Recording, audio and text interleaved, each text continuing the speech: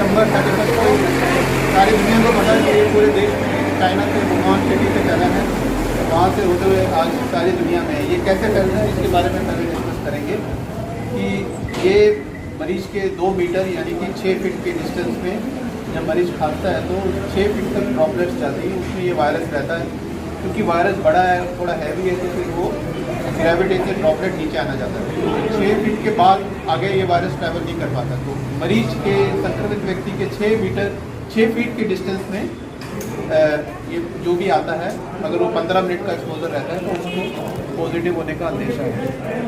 जैसे अभी एक ट्रेन में 2 पॉजिटिव केस थे जो कि टर्की से आ रहे थे, उनके साथ एक लेडी ने ट्रैवल किया मरुधर एक्सप्रेस में, तो उसने मास्क वगैरह सब लगाया था, पर उसको बाद में पता चला जब खांस रहे थे तो वो भी पॉजिटिव, क्योंकि वो हैंड सैनिटाइजर भी यूज़ कर रही थी, मास्क भी यूज़ कर रही थी, बट उसको लेट होने से चाहिए कि वो खांस रहे थे, उसके बाद उसने मास्क लगाया। तो इवन 15 मिनट का एक्सपोजर भी, तो आपको क्या करना है as a nursing staff, doctor, जो भी पेशेंट को आप कैरी आउट कर रहे हैं तो ग्लव्स पहन के कैरी आउट करेंगे। ग्लव्स है हमारे पास, ठीक है, ग्लव्स पहन के ही आप इंजेक्शन लगाएंगे।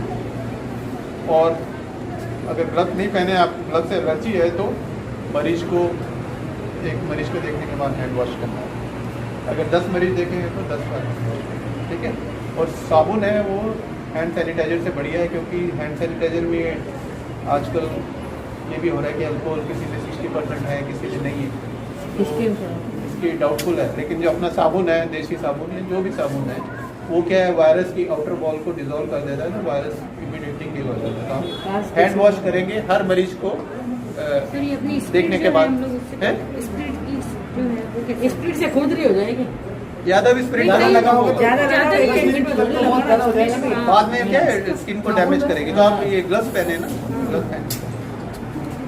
तो ये भी देखा गया है कि पेशेंट कई बार एसिम्प्टोमेटिक होता है तब भी वायरस को ट्रांसमिट करता है।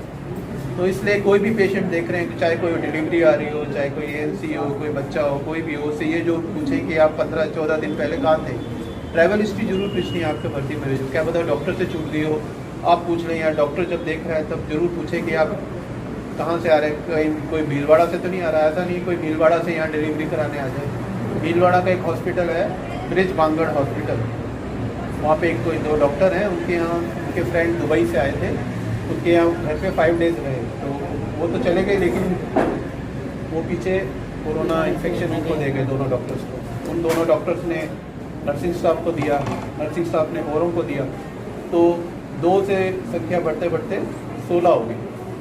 तो डॉक्टर्स और नर्सिंग स्टाफ सारे जो भी ब्रिज बांगड़ हॉस्पिटल भीलवाड़ा के हैं वो अभी कोरोना पॉजिटिव है। हुआ कैसे, वो उनके घर आके ठहरे थे, क्योंकि ट्रैवल की हिस्ट्री थी, तो ऐसा होना चाहिए था जो भी बाहर से आ रहा है उसको होम आइसोलेशन में रहना चाहिए था, पर वो उन्होंने वहाँ गलती कर दी, तो उनको घर पे ठहरा लिया, जबकि उनको आइसोलेशन में रखा। ये गलती हो गई, इसके लिए भीलवाड़ा में स्प्रेड हो गया। फिर एक डायलिसिस के लिए पेशेंट आता था उस हॉस्पिटल में, ब्रिज बांगड़ में, तो उसको भी हो गया। जो डायबिटिक है, जो डायलिसिस पे हैं, जो स्टेरॉइड पे हैं, वो लोग ज़्यादा रिस्क लेंगे। ये आपको ध्यान रखना है, पेशेंट को जरूर पूछना है, 14-15 दिन पहले कहीं गए तो नहीं थे, ड्यूरेशन में कहीं गए तो नहीं थे।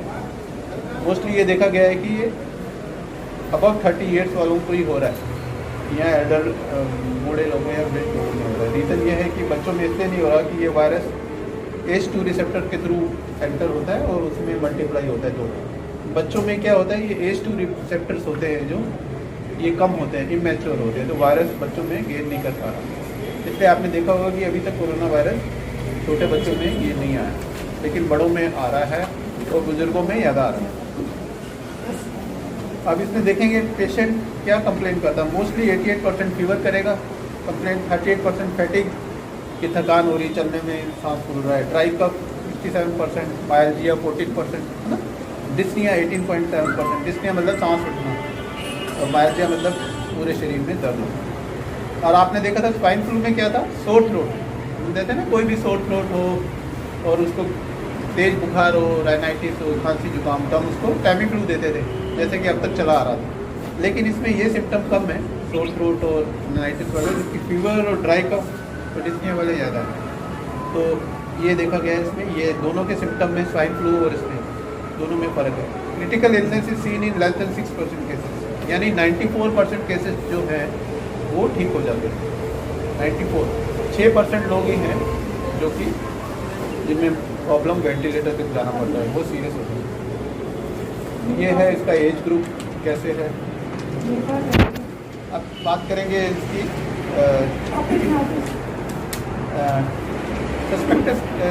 किस केस में आप सस्पेक्ट करेंगे।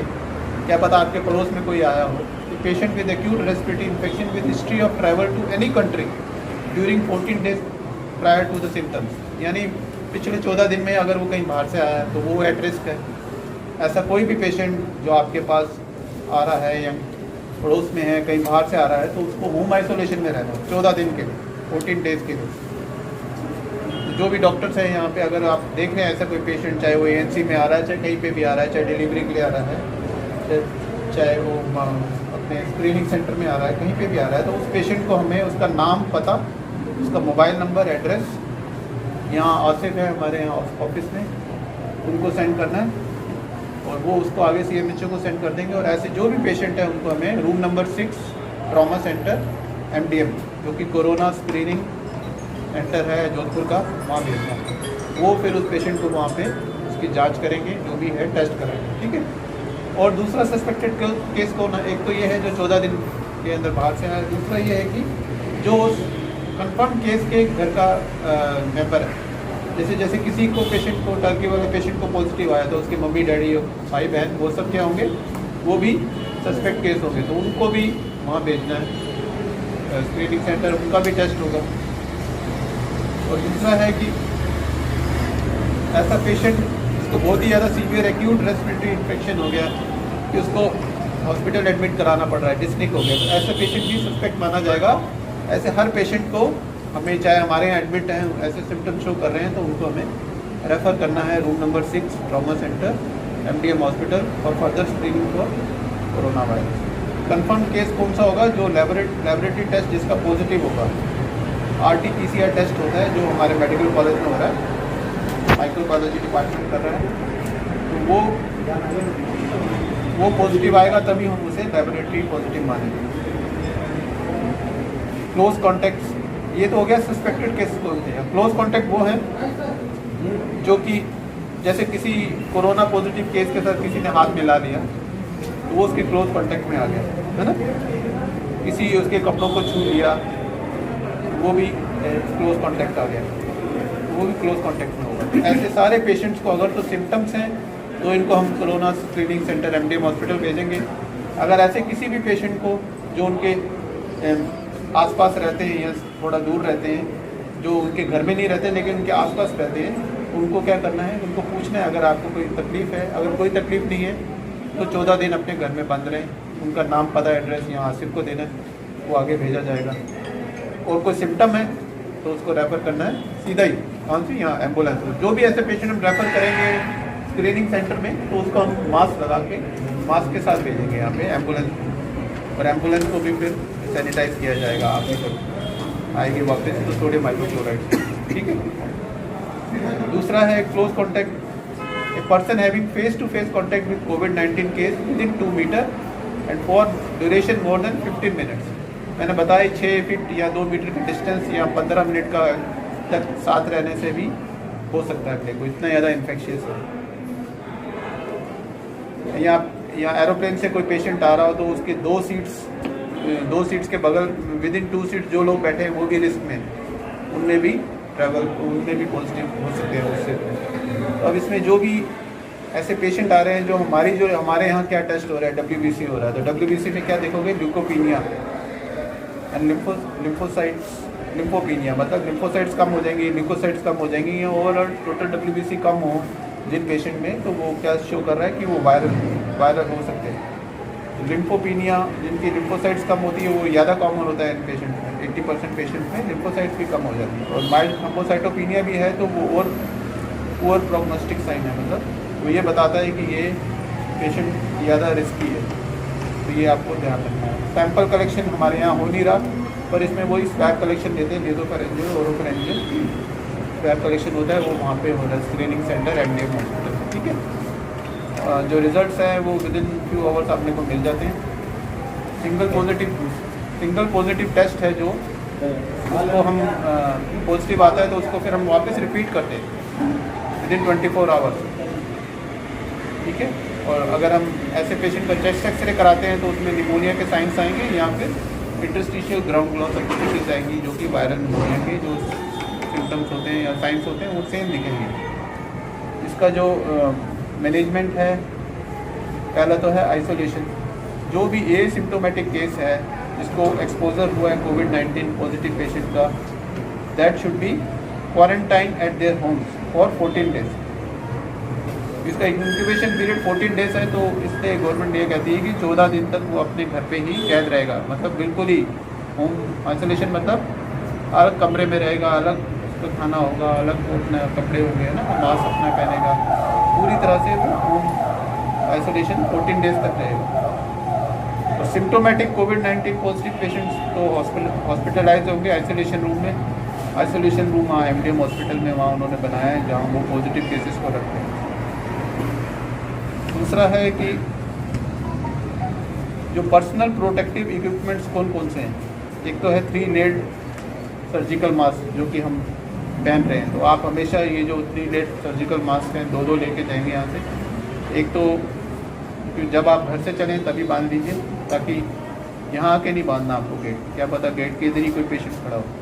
तो जब आप ड्राइव कर रहे होंगे, घर से चलेंगे, उसी टाइम आप मास्क पहन के ही आएँ, और यहाँ पे जब आएँ तो कल के लिए भी जो मास्क है एक ले लें, ठीक है। तो जब आप घर से चलेंगे तो आपके पास मास्क होना चाहिए, यहाँ आके नहीं पहनना मास्क। अब तक हम ये कर रहे थे कि मास्क यहाँ आके पहन रहे हैं, 2 मास्क ले लें, ताकि जो दूसरा मास्क लिया वो किस लिए लिया, कल जब आप आओगे तो गाड़ी में बैठोगे जो उस टाइम बांध के घर से निकलेंगे। दूसरा है 1% सोडियम हाइपोक्लोराइड सॉल्यूशन, वो हमारे यहाँ मॉपिंग हो रही है 1% सोडियम हाइपोक्लोराइड सॉल्यूशन की। और उसके बाद जब हम यहाँ से जा रहे हैं तो आपके ड्रेस पे आगे और पीछे आपने आंखों को ढक लें कपड़े से, एंड और स्प्रे आपके बॉडी पे भी किया जाएगा, वो करवा के ही आप घर जाएँ, ठीक है। और घर जाने के बाद आपको अपना जो भी क्लोथ्स हैं उनको डिटर्जेंट सॉल्यूशन में डालना है, सेपरेट रखें अपने शूज़ वगैरह, अलग एक एंट्री रखें अपनी, ठीक है। आपका जो मोबाइल है बच्चों को नहीं देना, और मोबाइल को सैनिटाइज़ करना है, ठीक है। हैंड सैनिटाइज़र है जो भी जिससे भी है वो आपको उससे टिश्यू पेपर से सैनिटाइज़ करके आपकी कीज़ चेन वगैरह जो भी है, कोई ऑर्नामेंट्स नहीं पहनने, जो चूड़ी वगैरह है वो कुछ नहीं पहनना, अंगूठी भी नहीं पहननी, ठीक है।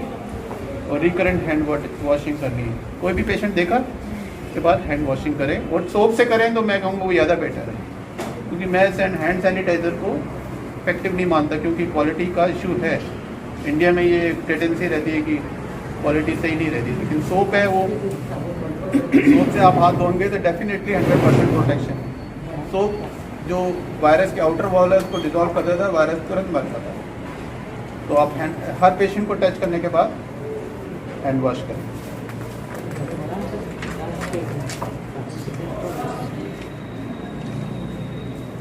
बाकी है N95 मास्क। N95 मास्क ना हमारे पास है, ना अभी मार्केट में मिल रहे हैं, कहीं पे भी नहीं है, लेकिन आज लेटर आया है डिमांड, तो हमने हज़ारों की संख्या में डिमांड मांगी है N95 मास्क की, हेड कैप्स की, है ना, ये सारा कुछ हमने जो गाउन्स वगैरह हैं वो सब हमने मांगे हैं। और उसके बाद है कीमो प्रोफाइलैक्सिस की बात कर लेते हैं। कीमो प्रोफाइलैक्सिस में हम यहाँ हाइड्रोक्सीक्लोरोक्विन दे रहे हैं 400 मिलीग्राम BD ऑन डे 1, पहले दिन देंगे। लेकिन ओडी दिया हाँ मैं बता रहा हूँ, सुनो तो फर्स्ट डे दे दिया था, पता नहीं हाँ नहीं, मैं अभी वापस बता रहा हूँ। जो Indian council of medical research है उसका एक अभी पेपर आया, उसमें उन्होंने कहा है कि BD लेनी है, तो अब जिन्होंने सिंगल ली थी वो आज वापस नाम लिखाएंगे अपना, ठीक है। नाम लिखा के एक सुबह लेनी है, एक रात को लेनी है, ठीक है। 200 mg 200 mg की 2 गोलियां लेनी है खाना खाने के बाद है, क्योंकि तो फिर आपको नौजिया वगैरह होगा। तो आपको 400 mg BD, हाँ वो 2 गोलियां 200 mg की आती है ना हाइड्रोक्सीक्लोरोक्विन, तो वो 2 गोली सुबह लेनी है नाश्ता करने के बाद, और 2 गोली रात को डिनर करने के बाद लेनी है आपको। वो डे 1 हो गया। फिर 7 डेज बाद आपको 200 मिलीग्राम की 2 गोली, दैट इज 400 मिलीग्राम गोली लेनी है। फिर 7 हफ्ते तक आपको दिखना है एक जगह की, आपको एवरी वीक 400 मिलीग्राम लेनी है फॉर 7 वीक्स, ठीक है। ओडी, वो ओडी है, हाँ वो जो 7 वीक्स तक ओडी है। फर्स्ट यही है जो हमें सुबह शाम लेनी है। तो सर हम वापस लें? हाँ अभी आप वापस नाम लिखा, बीडी डोज लें। आज बीडी ले लेना, अभी दोपहर को ले लेना, एक रात को ले लेना। मैंने ऐसे ही किया था जब मैंने भी एक बार सिंगल ली है। लिए वो तो भूल जाए, जो लिए वो तो भूल जाओ, आपको फ्रेश शुरू करना है ना। आज से भी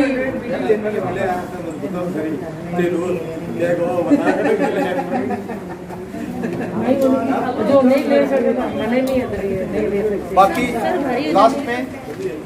लास्ट में हम ये डिस्कस कर रहे हैं। क्या ही हो जा 400 mg हो हले 800 आंखें हो जाती है भारी और सर एकदम ऐसे हो जाता है। मस्त यहाँ तो नहीं, लेकिन जो हॉस्पिटल बाहर जाएंगे तो सफेद वाला बाहर, पॉजिटिव वाले बाहर रहते हैं। ये जो नहीं, ये जो अपना जो व्हाइट वाला है ये बाहर है। नहीं बाहर तो सब बाहर, व्हाइट वाला कौन रखेगा? नहीं जो अपन डॉक्टर्स हैं ना, ये जो स्टाफ है वो व्हाइट वाला बाहर रखेगा। ये है ना जो नहीं जो भी प्रोटोकॉल क्या है? यही है प्रोटोकॉल, यही कपड़े वाला मास्क कपड़े वाला मास्क। जब कुछ भी नहीं हो तो कपड़े वाला चलेगा। डबल ले लो, डबल लेयर का बनवा डबल लेयर का बना लो, वो भी बहुत इफेक्टिव है। उसमें भी बहुत, हाँ नहीं देखो आप वो भी मास्क रख लो, उसके ऊपर ये लगा दो, ठीक है ना। पर ये हमेशा अवेलेबल नहीं होता है। हाँ ये हमेशा अवेलेबल नहीं होता, तो डबल जो मास्क है ना, हैंडकरचीफ लंबा वाला, वो डबल लगा लो। सर जो घर से पहन के आ रहे हैं तो फिर यहाँ पे नहीं बार बार चेंज क्यों करो, उसी के ऊपर ही बात उसी के ऊपर बार बार चेंज मत करो। उसको टच करोगे हाथों में इन्फेक्शन होगा।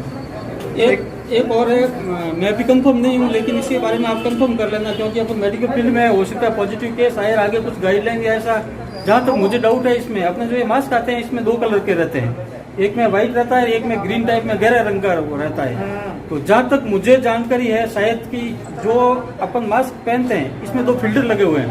तो जो हल्का कलर है उस साइड में फिल्टर लगा हुआ है, तो फिल्टर हल्के में होता है ना, हल्के में फिल्टर होता है।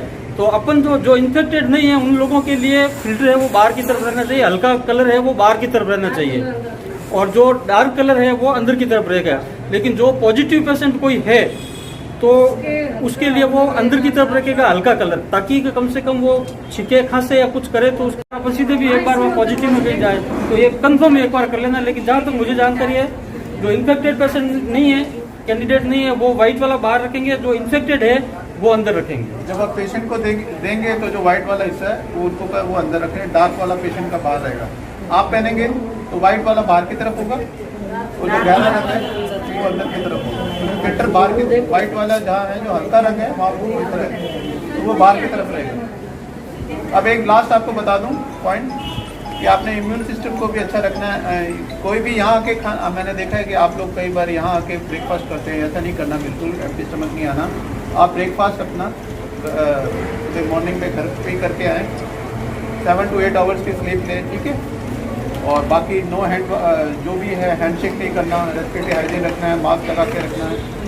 जो भी की चेन का आपको जो भी बैंगल्स का बताया मैंने, और जो भी सोडियम हाइपोक्लोराइड का स्प्रे का बताया है, और कीमोप्रोफाइलेक्सिस का जो बताया है वो सारी आप गाइडलाइन के हिसाब से लें, ठीक है। कीमोप्रोफाइलेक्सिस के जिन लोगों की सिंगल डोज ली थी वो वापस रिपीट होगी, ठीक है। Okay, thank you.